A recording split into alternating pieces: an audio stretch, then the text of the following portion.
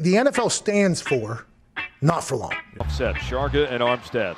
Roll out, Walker still running out. Looks to the left, wide open, Thompson touchdown. Colin Thompson with the touchdown. There was nobody within 20 yards of him. What a catch off the bobble. Colin Thompson scoops it up.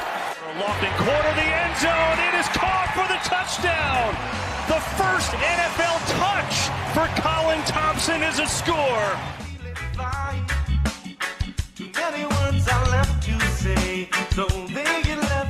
What's up, guys? Welcome back to another edition of the Colin Thompson Show, presented by Not For Long Media, our Not For Long Media family, our network, our podcast, and YouTube and media network. Check out all our shows. And then brought to you by the Fudge Kitchen, fudgekitchens.com. They ship fudge and sweet treats across the country. Just sent my friend some fudge down in Vero Beach. Took a couple days, so 72 hours, maybe a little bit longer from when I went on the website, fudgekitchens.com. Got him a nice pound of creamy, delicious fudge, and found a way to, get it to him, get some saltwater taffy, and get that pretty quickly down to Vero Beach from Cape May, New Jersey. They ship it right out of the Cape May store there, right on the Washington Street Mall. They have 6-7 locations down the Jersey Shore, all the way from Ocean City to Cape May. Fudgekitchens.com. They'll ship their fudge and sweet treats, saltwater taffy, my favorite, across the country. Appreciate everybody tuning in. A fun little episode today. I did an interview with Riley Cote, a guy I looked up to a ton when I was a kid. My dad and my mentors and in the sports world always pushed me to the fighters, right? The guys that were tough and physical and could do both. And I think it had a huge impact on me as a player. Not the most finesse player, but definitely a physical player. And I enjoy the defending my teammate side of things. I think that stemmed from my time growing up watching the Broad Street Bullies and watching for the Flyers. And hey, if you touch our best player, we're going to have a problem. And defending people and defending your family. And I think it all stemmed from my passion and my love for hockey. I love the fighting aspect of hockey. I think it's a self-police game. There's some things that happen on a football field that are really disrespectful. And I think they get allowed, and maybe the guy may get fined a little bit of money and a slap on the wrist. But at the end of the day, you can't really go out there and fight. Now in training camp, if things get disrespectful, there's fights. And I really enjoyed that side of things.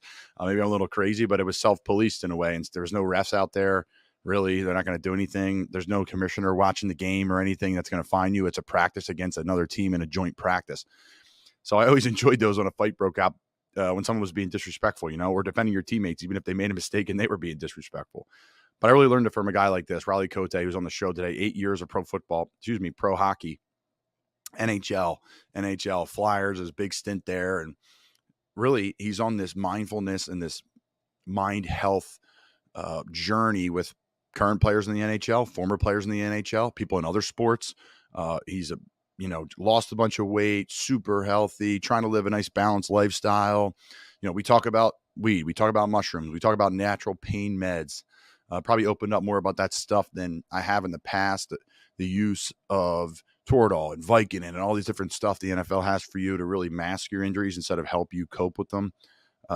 Riley gets into all that stuff. So he's a fantastic guy. This is a great episode about just mental health and sports and the grind and toughness and just his journey that he's on. Check out his website, rileycote.com. Life on Purpose, a hockey enforcer turned yogi.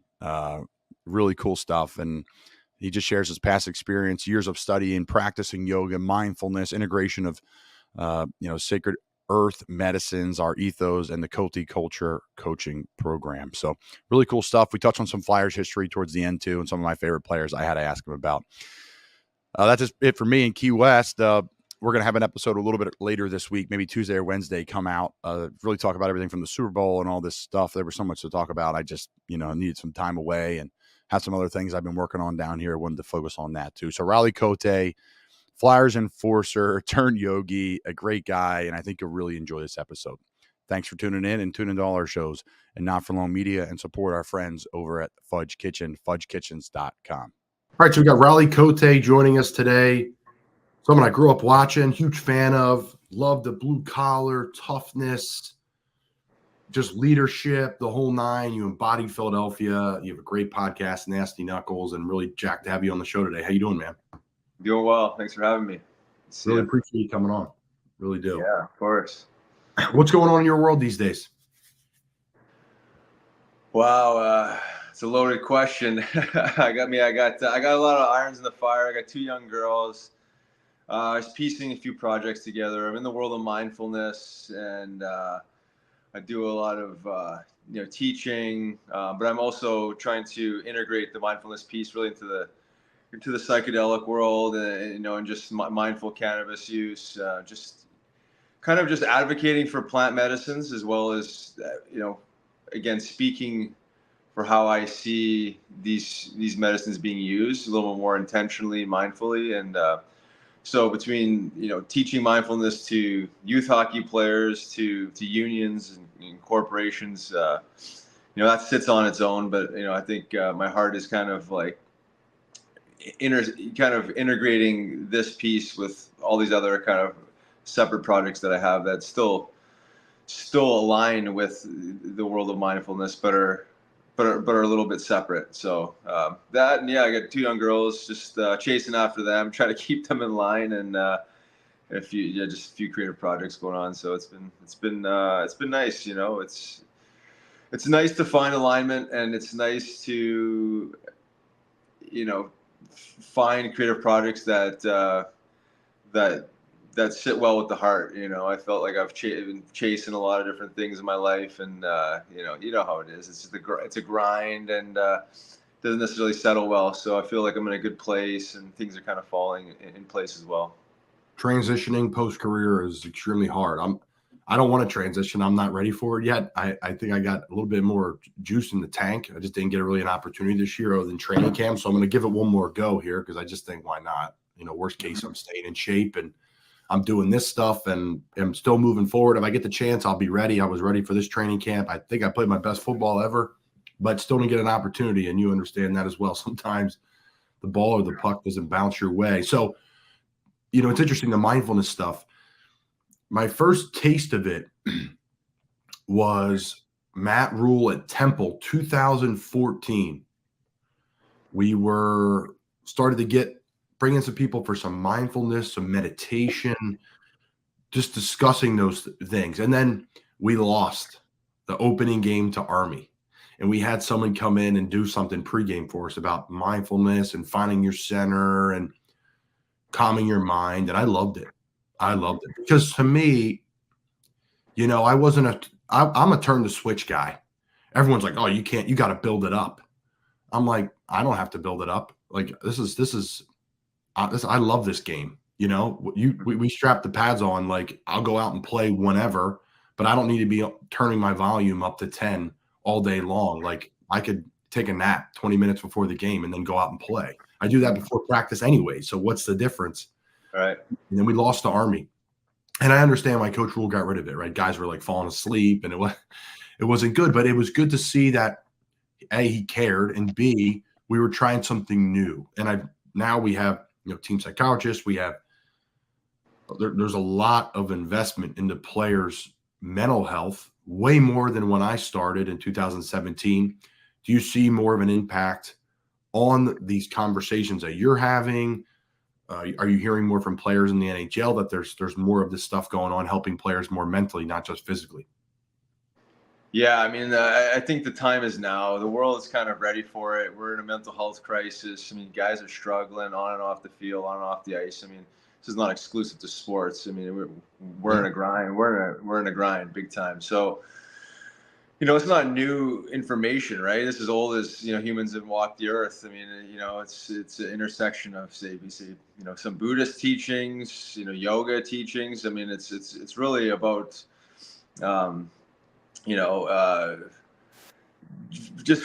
said finding center. It's being present, right? I mean, like, we perform our best when we're present, and when we're present, we find flow state, right? And I think every athlete, every performer is looking for that. So, the quicker we can get into it, the longer we can get into it. It's also teaching emotional intelligence. I mean, I was an emotional guy. Like, sports the world can get the best of you sometimes, and we can overreact. And I think, in sport, sometimes, being able to pause and take a breath and not be overreactive can serve you and your team probably generally a lot better than overreacting and doing something stupid. In my world, I've definitely done some stupid things on the ice where being just emotional and taking that teaching and applying it to the real world, outside of the arena and how life can, squeeze you, corner you, and it's easy to overreact. I mean, look at the world we're living in. We live in a world of overreaction and violence and aggression and stress. So I think there's this element of, it's obviously doing some inner work. It's being able to manage situations a little bit more skillfully.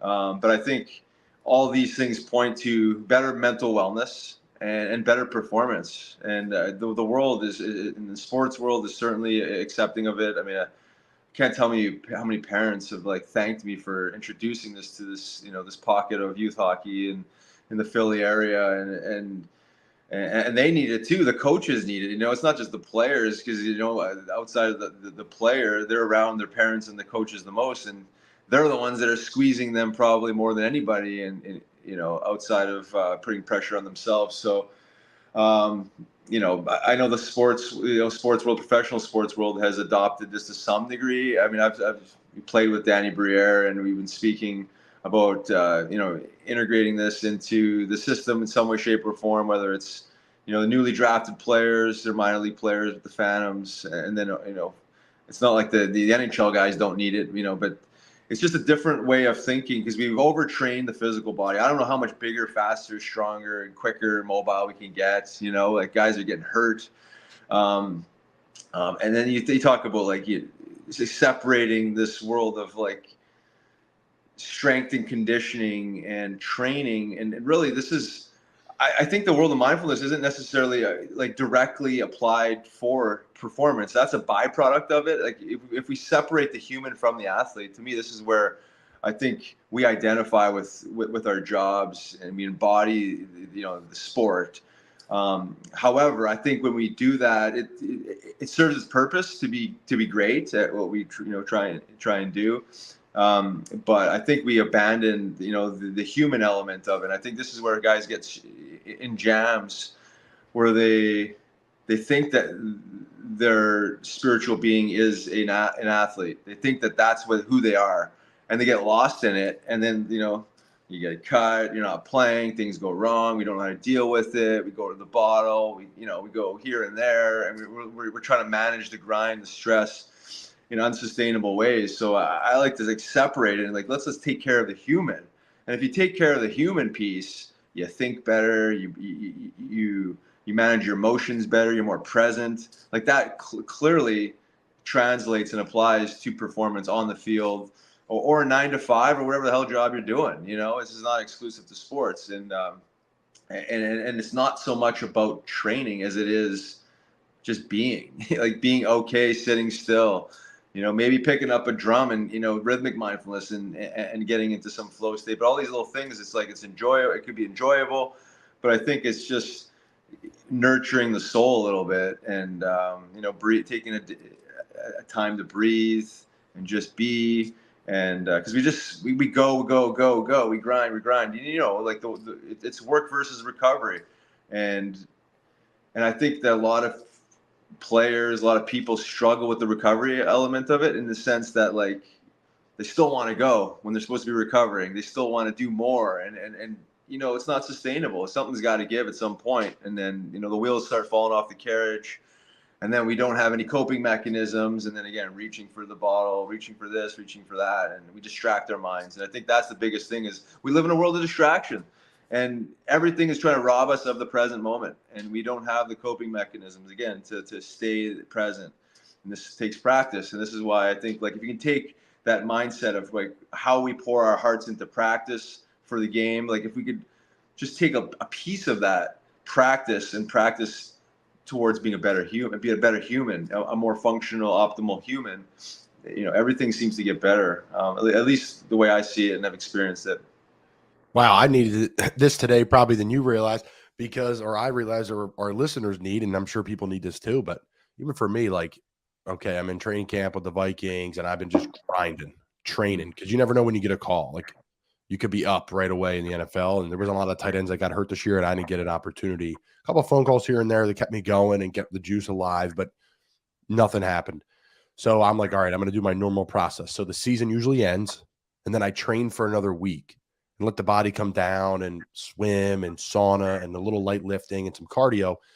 And then I take, 4 weeks off, 2 to 3 weeks of really just whatever I want to do, walks, relax, try to at least. And then a week, 2 weeks of integration, and then I'm back into it, and I'm in it right now.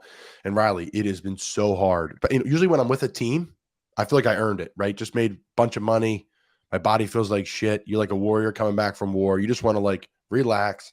I can really decompress. I'll pop on a movie, right? I just will chill. But now I'm like, I don't deserve the time off. I know I'm physically taking the time off, but mentally I can't. That's why I think I got a cold, right? My body's like forcing me to sit on my ass and just relax. Even last night, I'm in bed and I listen to a lot of hockey podcasts, and I need to start listening to yours. I'm working through them. I'm like Chicklets, 32 Thoughts, right? I got the big ones, but I need to get into yours, and that's on me. And I will now more than ever. But I'm laying in bed and my mind is 1,000 miles an hour. And I usually am pretty good to calm it down. So I actually was listening to 32 Thoughts in the shower right before, and I just put that on and set a timer. And that allowed me to calm my mind. I don't even remember what they were talking about. I just went to bed. And it was like I had to be busy in my mind, which was crazy. Like I should. So that's what I'm struggling with now is, did I deserve this? And that's the hardest part when it's like, this will be my 7th year playing professional football. My mind and body is definitely worn down, and I need this off time to get me going and make another run. Yeah. Yeah, that resonates with me, and I think this resonates with most people. I think we struggle with that element of relaxation because we grew up in a culture that's like, you say work, grind, right? And it's like sleep when you're dead, like all this like terrible advice because it's like it serves its purpose for like short bursts, like sprints that are necessary, but this is a marathon. Like we can't run ourselves into the ground, and that's what happens. When we're stressed and we're not resting properly and relaxing, the body gets weak and sick, right? I mean, and that's just a byproduct of that. And I think this is you say important to talk about in yoga. When you talk about posture, we talk about effort and ease, right? You're finding this balance, this sweet spot, right? Not too much effort, you get hurt. Not too much ease, you're not doing enough. You're always trying this dance with the effort and the ease. And I think if you can apply that to, I understand you're a professional athlete, but nonetheless, I think the rules still apply. And we can distract our minds, we're all this other stuff. But I think like this is going back to the mindfulness piece. Is I think that's what happens is when we distract our minds, is we never get to the core of calming the mind in a sustainable fashion, because then we're always going to need something to like get our mind off, and we think we're relaxing, but we still our nervous system's still feeling that pressure, that stress, and therefore we might not be sleeping as optimal as we should be. We're not waking up as fresh as we could be, and then we're a little more stressed out, a little more anxiety the next day. And then maybe we need to chase that with some stimulants, extra stimulants, whatever that process lands up looking like. So I think and I was very similar too, where, I didn't have these understandings and these coping mechanisms when I played. Like it was like, I was total meat. Like, just grind days off. I'm like, no days off. We go to the rink and we show the organization that we're there.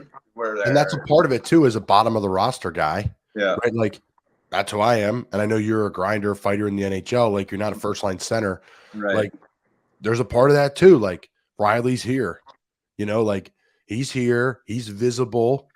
And listen, it teaches some great habits. It really does. Like, to be there and be accountable and work hard. And I think it does give you confidence. There's a trade-off, right? Like, I'm always working, so I am going to be confident. But, you got to take from Peter to pay Paul, right? Eventually it's going to get you. And I've learned that. I'm always messing, like when I see these young guys after the season on Instagram, like they're already doing like ball carrying drills like a week after the season. I message them all, like all the guys I've played with. I'm like, put the ball down. Yeah. And take your cleats off. Like, stop. You're in the NFL now. This is in college football where you're 18, 19. you're 23 and you want to play till you're 33. So no, man, but these are the conversations that are going to allow, like, hopefully, whatever. We're going to be talking football with my kids, or you're going to be talking hockey with your kids eventually at like a higher level when they're in their teens and 20s and 30s. And you're going to be like, wow, these players are so good now. Like, none of this was available to me, which I think is really cool. Like, what's the sports going to look like? And I know we're talking to everybody here, but obviously Riley and I are both, professional athletes at, at some points in our lives. Like, that's what I'm excited to see, is what these sports will look like when this stuff is available. There'll always be struggle, but I think the NFL's done a nice job. Like, for the rest of our career, not even career, a post-career, we could talk to anybody. Our wife and I could talk to anybody. Like, no matter if you played a day in the league or, like, I think you're full tenured veteran, which I think is really cool. I don't know if a lot of leagues do that. So yeah. I mean, I think the NHL does a pretty good job with their support system, but I think it could be more robust. Like, there's a lot of this is just like, and maybe I'm being hard on it because I know that there's just so much more out there and just better, like better substance. Like, they try, but I'm just not sure that it's that impactful for some of the stuff that guys are dealing with. Like, you talk about, like, a lot of these guys deal with identity crisis, right? Kind of what we were talking about earlier at the start. Like, you embody this job, right? Like, it's all you know. Like, I've been playing hockey since I was 4 years old, right? Like, up until I retired in 2010, like, that's all I did. Like, I didn't know anything else. I didn't know anything else. I didn't have any other skill sets. So, like, you pour your heart into it. You think you're that until it's over, and you realize you're not that. So you have this, like, this major struggle of, like, who the hell am I, and how do I move forward in this crazy world where I feel like that's who I was and I'm not. And I think a lot of guys struggle with that identity piece. It's much similar.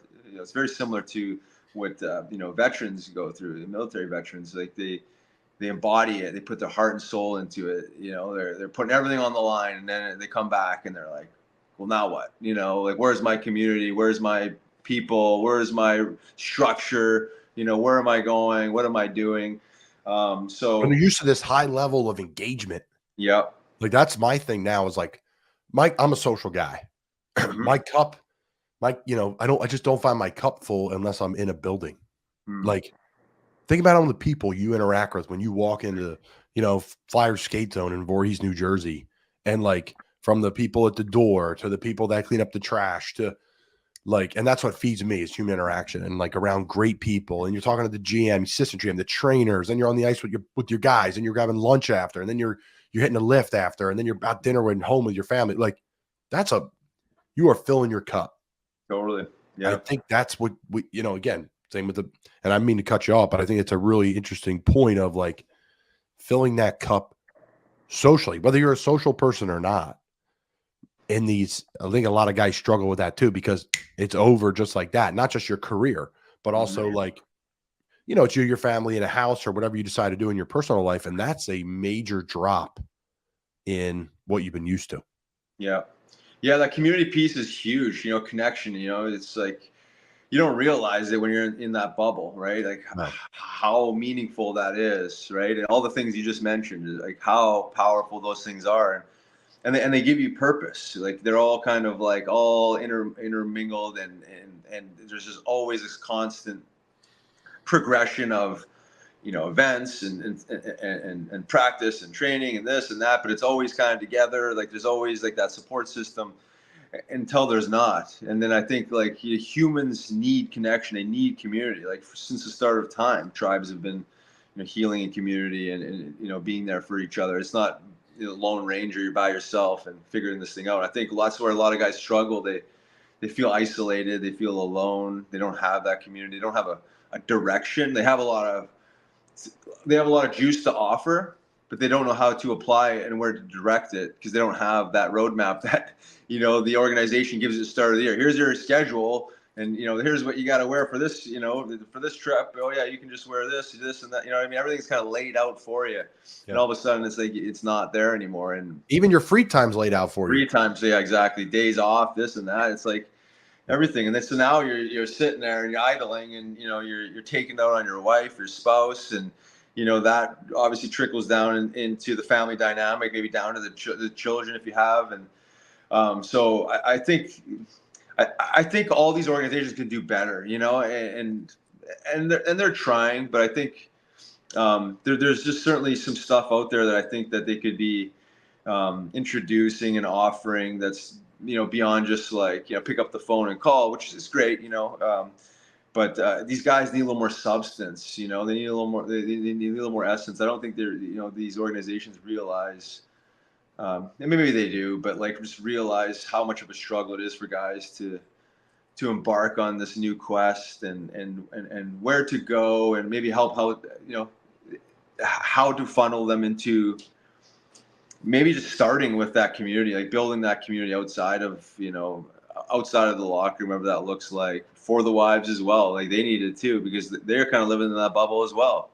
Yep. They're going to games, they got all the wives and all the girlfriends and everything, and then all of a sudden it's like, oh no, we're not rolling like we're used to. And, it seems like the world's caving in, but like, it's not about that. It's kind of it's finding a way to redefine yourself and recreate yourself and take what you've built and that brand that you kind of built and all the network that you've created and the people and whatever that looks like, and maybe having some strategy. I think that's where they could probably do a good job, is like, guess what? Like, you are a brand, whether you think you are or not, whether you have a Instagram or Twitter account or not, like you've built some sort of brand, and you have a network, and you have this foundation that people look up to. So how do we use this and apply this into business, into entrepreneurship, whatever, wherever we want to go? I think shifting that perspective. And the other thing I will say, and I may be a little biased to the world of psychedelics, and they've been super helpful for me to like help me transition out of the game, but like maybe it's sending these guys to like go find yourself a little bit, like shed the old skin, let it go and make sense of it, and come together in integration circle after, and kind of discuss what we've learned and how we can take all these learnings and apply them in this world moving forward. Because, and I know the organizations aren't going to do that, but I'm just saying, we need to maybe help these guys. Like there's these nonprofits that are helping, veterans do this, find themselves, find that healing. Because a lot of guys are banged up too. They leave the game not on their terms. There's a lot of psychological fluff there that's happening with these guys. Pain, right? Again, unsustainable coping mechanisms, booze, pills. So like they're almost set up for failure if that's the way you're going to manage the grind, and you can get away with it for a short period of time when you're younger, because you can recover quicker. When you get older, I mean, it's like, it's when you hear these stories like, oh yeah, when you get older, this and that, it's like, it's true. Like you don't recover quite as quickly, and things seem to wear on you a little bit longer. So, that's why I've been such a huge advocate for cannabis. I've been speaking, Brad Marsh, the president of the Flyers alumni, gave me a platform like 6 years ago to speak to the alumni, around CBD, cannabis, THC, the differences between, the state medical program and like hemp-derived CBD. But just like you see all these old school guys, Broad Street bullies, like they're barely getting in the door, stiff as shit, pain. A lot of them gone through substance abuse programs, and it's like, well, how are these Broad Street bullies like once like, trotted around town as like the champions, 2 Stanley Cups, and like this is like it's kind of the way we deal with our veterans. Is like the VAs is like, just swallow more pills. Like can't we have a more robust, like legitimate program to help these guys get on their feet where they're not crippled and barely getting by and want to kill themselves, and like, Mm-hmm. I see it, and there's it's just it's sad, but this is why I do the work that I do, is I just want to be a ripple and maybe make a small little pebble of change, and maybe change one mind that maybe believes in it, and maybe helps change other minds, and you got to get rid of this old guard. And that's the good thing about, Briere being in the position of general manager, Keith Jones. These are like, it's kind of a transition from the old guard to this newer generation of thinking, where like the old school guys would have never even had a meeting with me about this, because I like, you're just this crazy, They would have thought you're nuts. You're a hippie, or you're a guy who's out of the game now. You're just trying to find a little, in here, and it's like, I don't believe in it, so it's not real type of deal. But the response I get, Ian LaPerriere, I'm good buddies with, he's the head coach of the Phantoms. Like, he's been lobbying for me to get in there. It's just, there's some politics, when you talk about strength and conditioning, like I had some meetings around like whose toes am I actually going to be stomping on? Because I'm not coming in here in the world of strength and conditioning. Like, I want you to know that, I surrender. I'm not coming in and trying to take anybody's job there. It's the mental side. You'd be a mental strength coach. And then it's like you pair with the strength coach because you've done all that stuff before. Totally. And then you have like the politics of like, well, we have a sports psychologist. Well, I'm not a sports psychologist either, and like, so I've kind of like, I'm realizing that it falls in this other bucket. It's not strength and conditioning, it's not sports psychology, but it just takes a little while to, to find this understanding of where this sits in, because corporate sports is, as it's a machine, and it's a well-oiled machine, and we don't want to move too many parts because fluster too many people. So, but that being said, I just keep banging the drum, keep doing what I do, and showing the work that I'm doing, and being visible doing it, and people see it. It's an energy, right? They feel it. It's like, well, how can you have like been 220? Like, I was 220 pounds or so when I play it. Fat, lifting way too much, eating way too much, but I was also fighting guys way in my weight class. But like the transition and lose 30, 35 pounds and being, I would say, like the best shape that I've ever been, like, like physically, mentally, emotionally, spiritually. And they see it, like, it's like, it's undeniable, but it's like, they have to, connect the dots in the science piece. Like, how does it, it's like, there's this strategy, and I'm patient, I've been patient because I've been, banging the drum around cannabis way before it was, cool or sexy to, to be speaking publicly about cannabis and psychedelics. So I know that there's a level of patience that needs to be, sat on, and people need to kind of do their own research and do their own digging, find the science and make sense of it until they can actually stand behind it and say, guess what? We believe what you're doing, and, we want this program or some version of it, in our organization or in our, in our corporation. I'm speaking with the union, like, unions, right? I mean, you got old school Teamster guys, right? Like sitting in their trucks all day. And I would say they're a version of a professional athlete, industrial athlete, but they don't get paid to take care of their body, right? They get paid to work. But like, in the sports world, like there's a whole science around sports, sports performance and recovery, right? There's all this money poured into this, but the union guys don't get that. It's like, grind your body, go do all this. And then, you talk about mental struggles these guys have, but these are like old school blue collar guys. And the fact that the unions are open to this, because they realize how much money they spend on the back end. You talk about reactive medicine and guys, substance abuse and depression and you name it. You go down the list of why guys aren't going to work is because they physically, mentally can't, because they have no coping skills, booze, pills, unhealthy habits, and the back end spend is insane, and it's not really getting to the core of the problem. So all of a sudden it's like, oh shit, well, maybe we can prevent some of this by actually maybe giving these guys some tools, some coping mechanisms to take care of their body a little more, like lengthen the spine, create a little energy, like breathe a little bit more mindfully, like these things that are within us, that have been just lost, and they're not complicated really, but they require some level of awareness and practice. But things are changing. Like, I look around and I'm like, maybe it's the bubble I'm living in, but it surely seems like, again, these corporations, these sports organizations, like the world is ready for it, because we can't keep digging ourselves into deeper holes with our mental, emotional, and spiritual health here, because it's going to get uglier, unfortunately. No doubt. The get off my lawn folks, like it's time. It's time for them to move on. Like, right. They did a great job for what they know, right? They're probably way more aware of certain things more than their predecessors, their bosses, right? Like, back in the day, this conversation would be the wildest, hippiest. Yeah. Right? And then now you have a guy like, we keep using Danny Briere. For those that don't know, he's the Flyers general manager. He's a great player for the Flyers, Buffalo Sabres. And he's new, right? It's his first time getting a GM job. Again, speaking to the people that don't know who we're talking about, Keith Jones is a general manager he's the president of the Flyers. He was on TV forever, played for the Flyers. Right, they're open to it. They may not even participated in this stuff, but they're having the conversation. So the next group that comes in 20 years from now, like we talked about, this will all be involved. Like the nutritionist should be able to hand you something like, hey, listen, I'm struggling sleeping. Okay, here's a little bit of THC, CBD. Here's something to help you. Like there's no reason why a nutritionist can't be like, yeah, here you go. Instead of they hand me a sleep drink that I got to get up and pee in the middle of the night with, and I'm groggy in the morning with. Yeah. Like, okay, it has its value and it's good for, I was taking a couple different things to help me sleep and I felt great. I did recover well, but I really think mentally it just calmed me down because I took it. I mean, I went to bed earlier, so it helped my process, but it didn't help me in the long run probably.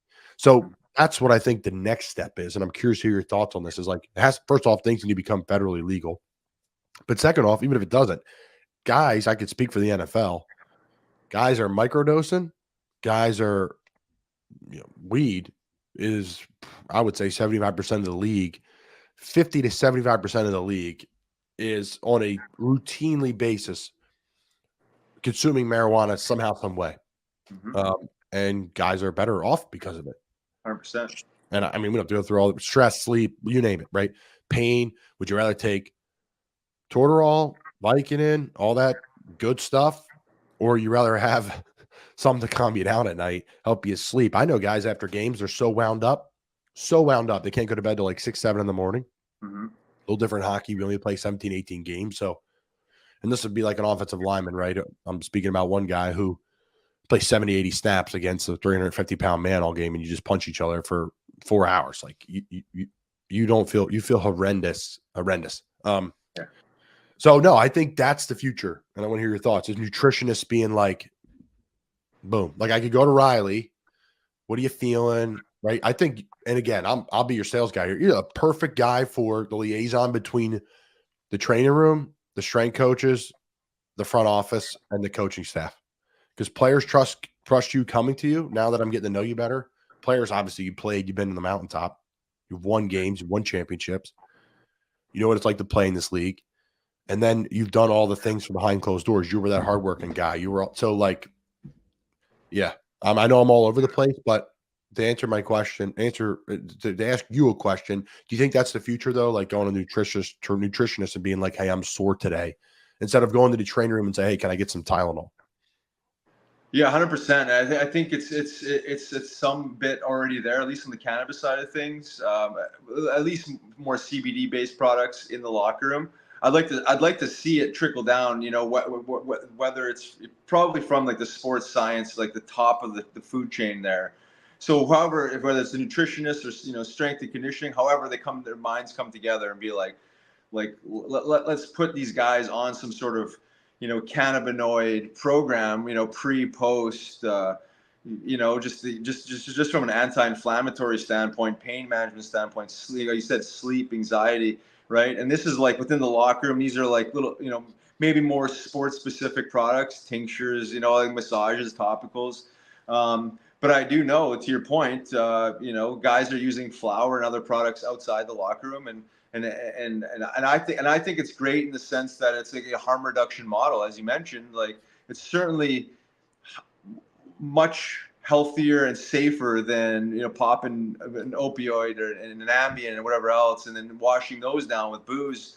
There's a lot less drinking. I can't speak for the NFL, but I know in hockey a lot less drinking than in the past. There's obviously still partying, but not like it was back in the day. Guys pour a premium on recovery, right? This is what cannabis-based products are that. I mean, when I was coaching the Phantoms, you go from beers on the bus to guys who are infusing their peanut butter and coconut oil and sit in the back of the bus after games. They're eating their THC, right? Because they want to sleep. They want to feel better. Sleeping on the bus in the minor leagues isn't the easiest thing to do. So, they get a better night's sleep. They wake up, wherever the hell we're landing up that night in Lowell or wherever the hell, and they can get up and feel better than just like laying, in their seats, drinking beers and taking Ambien or NyQuil, whatever the hell they were taking back in the day. So, and then the NFL is even taking a step further where they've eliminated the cannabis test. They're no longer testing for cannabis, right? So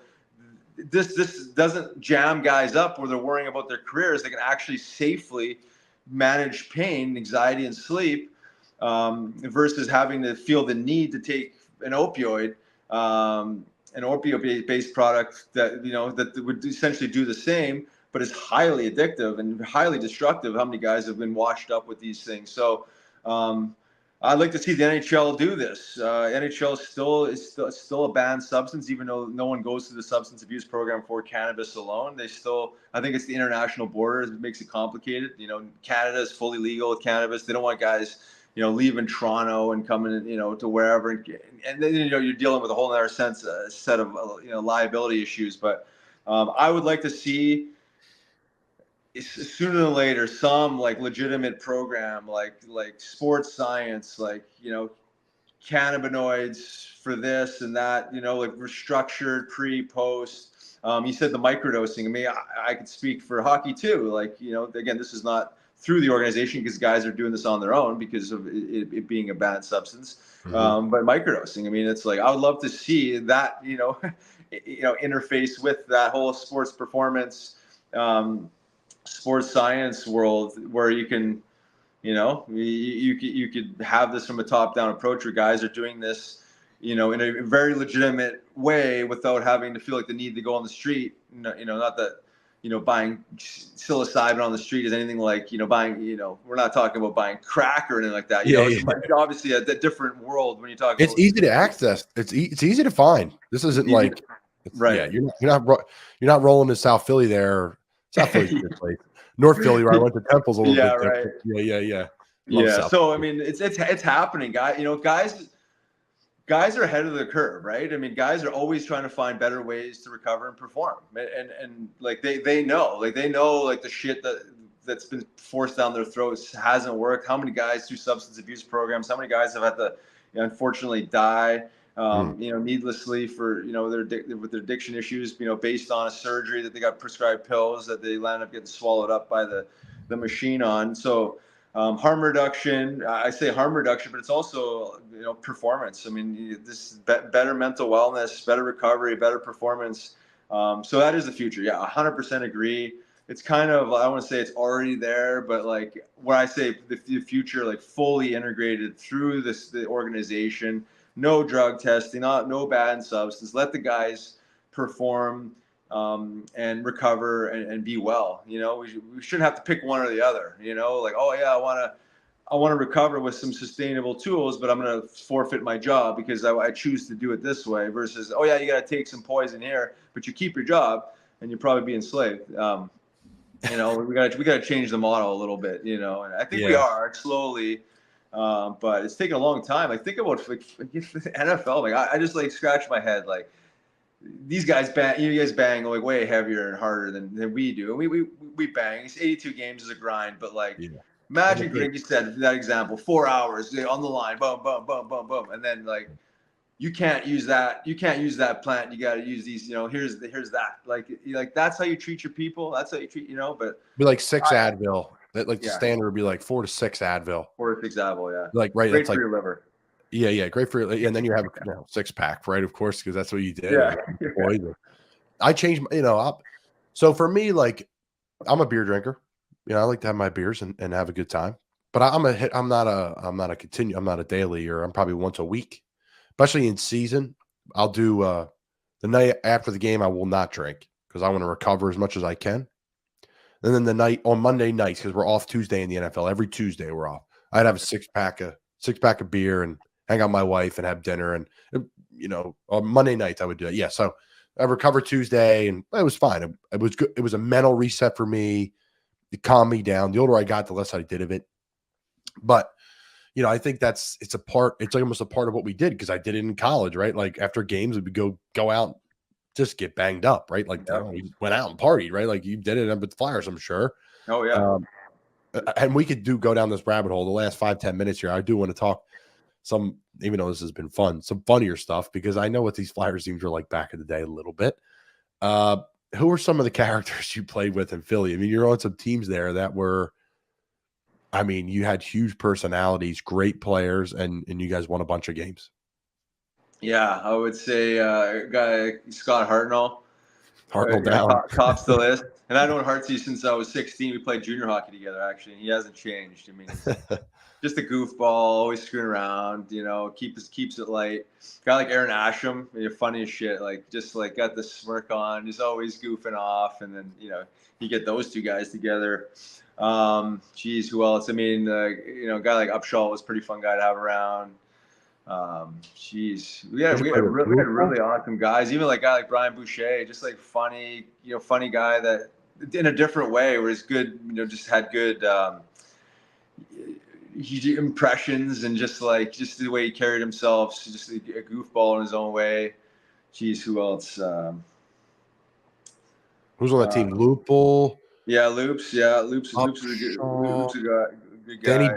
Danny Briere was on those teams. Danny B. Yeah, no, all great guys. I was thinking characters that just you see them, and you just like a guy like Todd Fedoruk too. I don't know if you're Friggy. I played junior hockey with Friggy too. And this guy, again, he's obviously matured, but he's still this child. And I say this in a positive way. He's awesome. He's so funny, in tears. But I remember this one time in junior hockey so I played in the Western Hockey League in Saskatchewan, an hour and a half northwest of Saskatoon. I'm from Winnipeg, which is an 8-hour drive from there. So the closest team for me was this Brandon, Manitoba. I remember when I was 16 years old, rookie, he was 19, he was a veteran, he was already drafted by the Flyers. And I'm going back home, or back near home, where my parents are going to come and see me. And this guy's, seeing these cows on the pastures, going through Saskatchewan. And he was making these big moo sounds. And we had this, moo, just hilarious. And I'm laughing. And we got this old school coach, Kevin McClellan, he's looking back, giving me the hairy eyeball. And I'm like, oh, better not laugh, can't laugh on the bus. And then he does it again. And I'm fucking geez, Freddie, stop, man. You're he's just an animated character.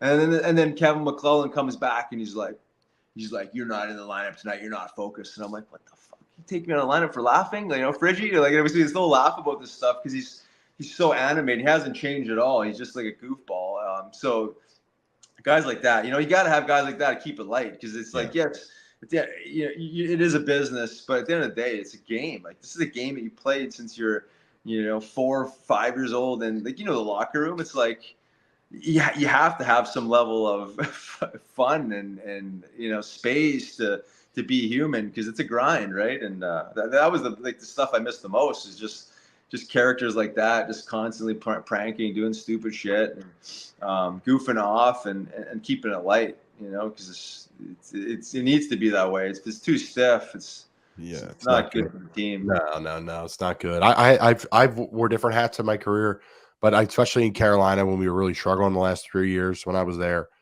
I really became looser and looser and looser. After my first year, I would get sometimes reprimanded a little bit. I just take it, because I'm like, shit, I am pushing a little bit too much in the position room right now or whatever, but I'm just trying to keep the guys.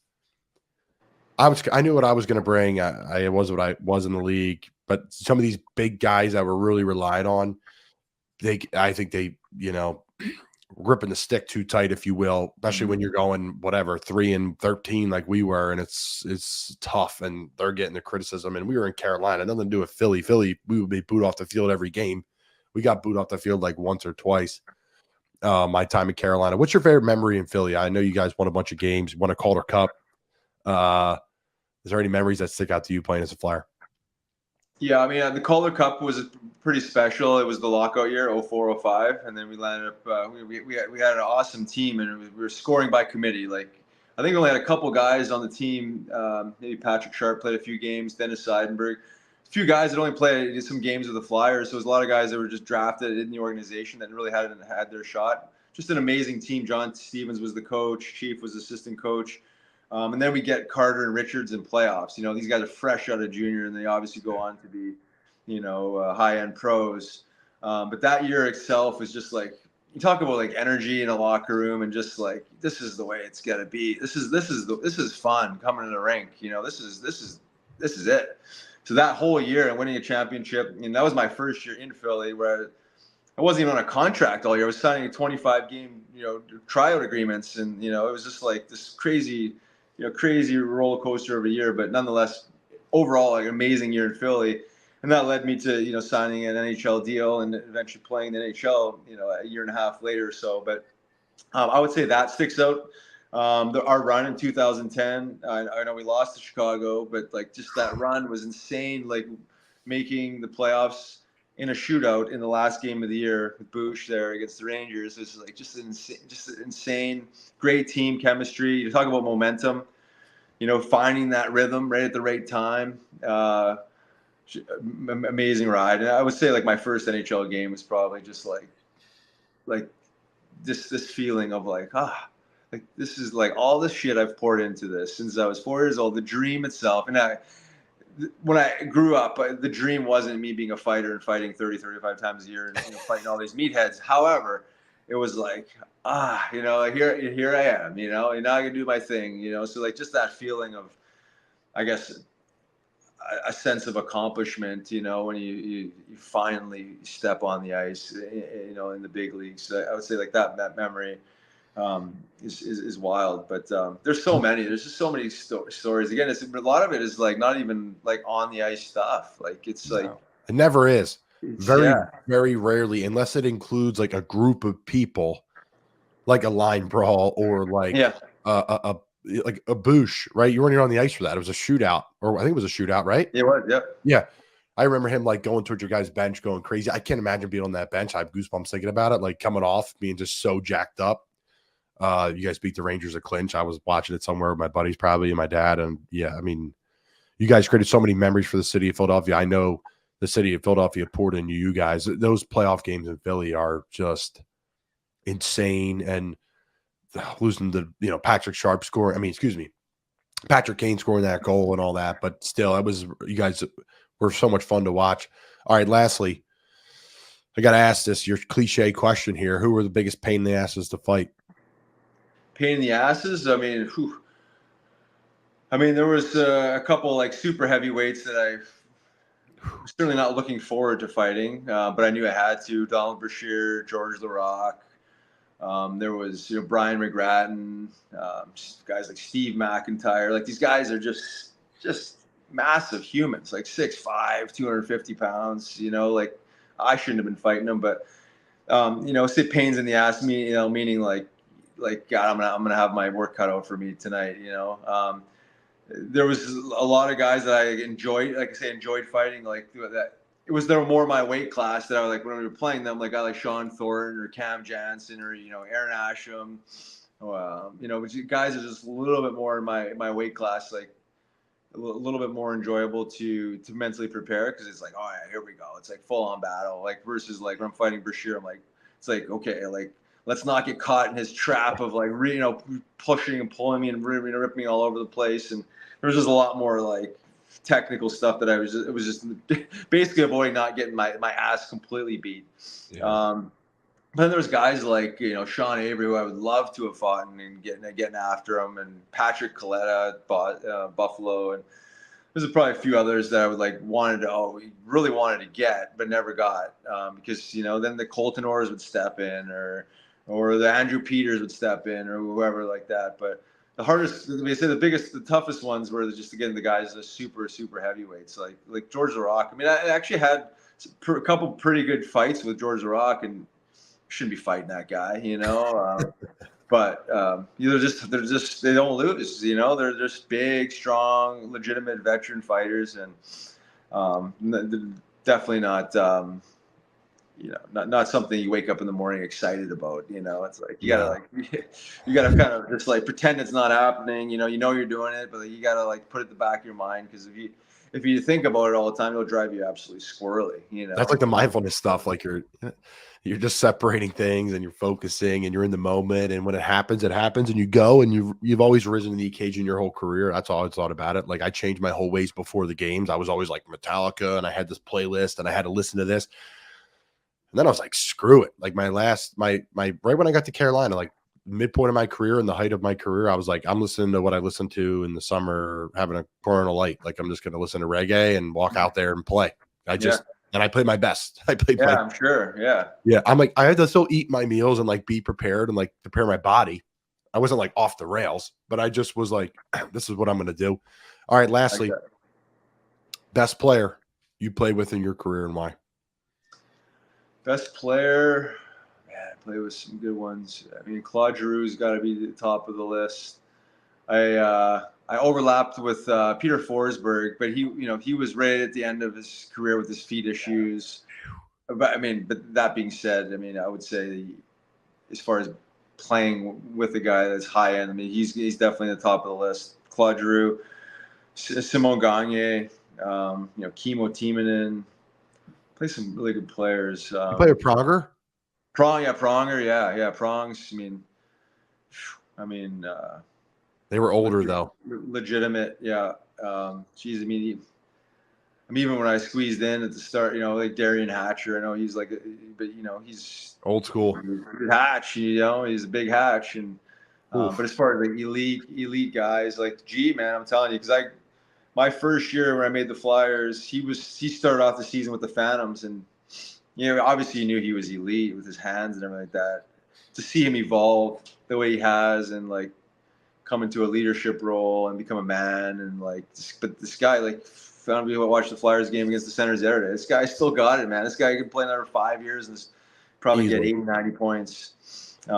Briere, I say Briere because he playoff competitor. This guy he wasn't just skilled, he was gritty. Like, he would get into the hard areas and find a way to come up with the puck, and and he wasn't afraid to get in your face, and he wasn't, he wouldn't fight, but but he would stand up and puff his chest out a little bit, but yeah. He knew he had you on the bench. That's why.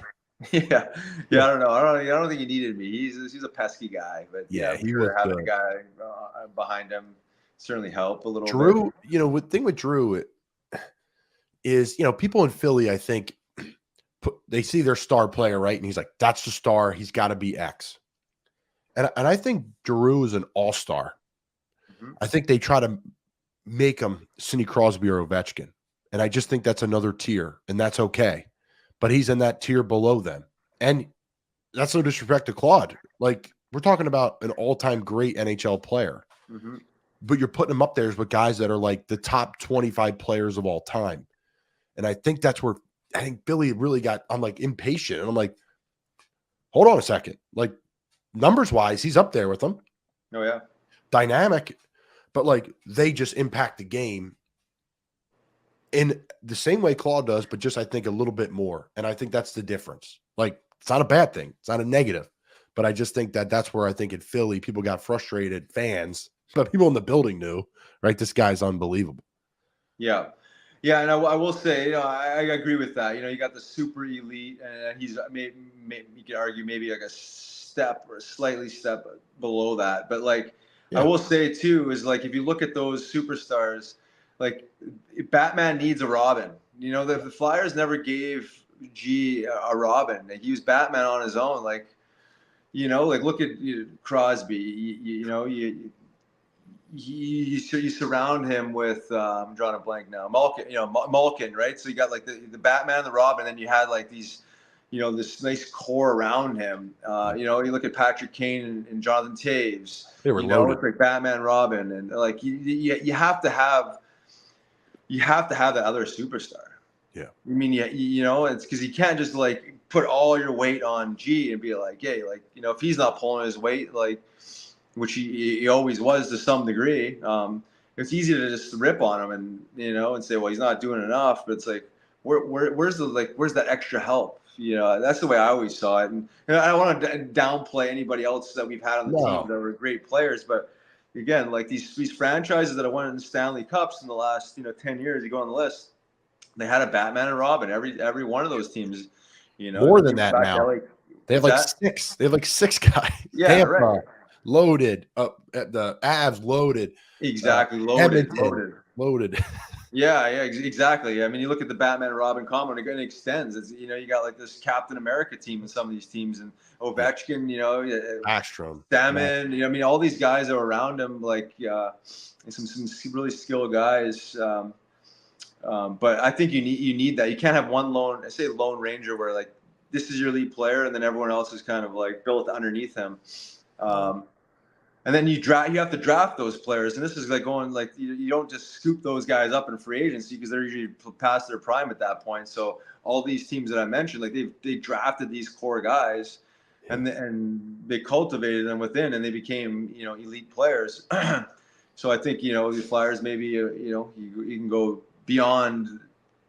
You can go beyond the roster into like the draft and look at the draft. Those in those 10-year spans, like what happened to our first rounders that were supposed to be the Robin or maybe potentially the Batman? They failed to hit some for first rounders that became like yeah, right. So like Nolan Patrick. You got a couple first round guys that never. Never. I mean, he might have been a little later on to really compliment. No, but he was supposed to. I mean, yeah. But you need those guys. You need to draft. You need to draft well, and you need to your first rounder, especially your top 5. If under 10 picks, like those guys gotta play, not just play. They need to be elite, like the Makars and the McKinnons. Like you go down the list, like these guys they're elite. And they have to be. Otherwise, your organization suffers if they could just play. But then you could develop a 3rd, 4th line guy in the minor leagues that you draft in the 6th, 7th round or sign as a free agent. Like your first rounder needs to be a first line center or first line wing or whatever. That's why Boston's been good. Yeah, right. Like, they were all like late first rounders. Like everyone in Philly's like, oh man, the Flyers got to go up or down. They got to tank or they got to win because they're not getting a high enough draft pick. It's like, well, neither of these teams that keep winning, they have late picks. So now they're in great shape, man. I'm excited for the future. That's for sure. Yeah, they're in great shape. And I think the organization, again, I go back to Briere and Jonesy, recreating old school Flyers culture. And they say old school, like really bringing in the pieces outside of like the Broad Street Bullies when you think of Flyers culture, but like they've brought those pieces back that Ed Snyder had put in place, like really just like this energy within the locker room, this pride, the orange and black, this way of playing. Tortorella's done a great job getting these guys. Like no one thought the Flyers are going to be where they are this year, and you got to give them credit. They're resilient, they're relentless, they're finding ways to win games. You got young guys stepping up and in larger roles and producing. They got a bright future for sure. They got some picks that will eventually play and contribute in big ways. This Mitchkov is insane. Like you talk about elite players. Yeah, I mean, you just got to keep his head on straight. I think you got some good pieces, and I think between Jonesy and Briere, like you got the right guys in place. You got get Carter Hart. I mean, you got a franchise goalie like the Flyers have been missing forever. I think since Hexy, back in the day, like you could argue Bob Roski could have been that goalie, and we went and traded him away, and you signed Briz. But like some of these moves, they can haunt you for long periods of time. You play with Briz? I crossed over with Briz. Yeah, I know him. I never played with him. He landed up signed the next year after I left. Okay. But I know him, and he's nuts. Yeah, he's a. You know what I'll say about Briz? He's funny as hell, right? He's a goofy guy. I think the media did him a disservice. He maybe should have kept his mouth shut sometimes. If he stayed in Arizona, it's way different. If he's in Arizona, exactly. Yeah, you can hide. You can lay in the weeds. No real media. You're not gonna get ripped on for pretty much anything. Yeah. But they buried him. You should listen to actually on our podcast. We had him in studio. I don't know how many episodes ago, maybe at the start of the summer. But he come in and he talked about it all. It's like he owns some of his part of it, but he's like, man, he's like these people are relentless. Like they don't leave you alone, and But who was his goalie coach in Arizona? A real famous guy. You work with like It could be. I remember Biz on Chicklets saying like he was in Arizona with him, and the goalie coach was like, "Don't go to Philly, bro. Like, and don't take the money." Like, wow, I didn't hear that. Yeah, he said just stay either here or go to a small market and get paid a little bit less, because if things go wrong there, Briz, it's not going to be pretty for you.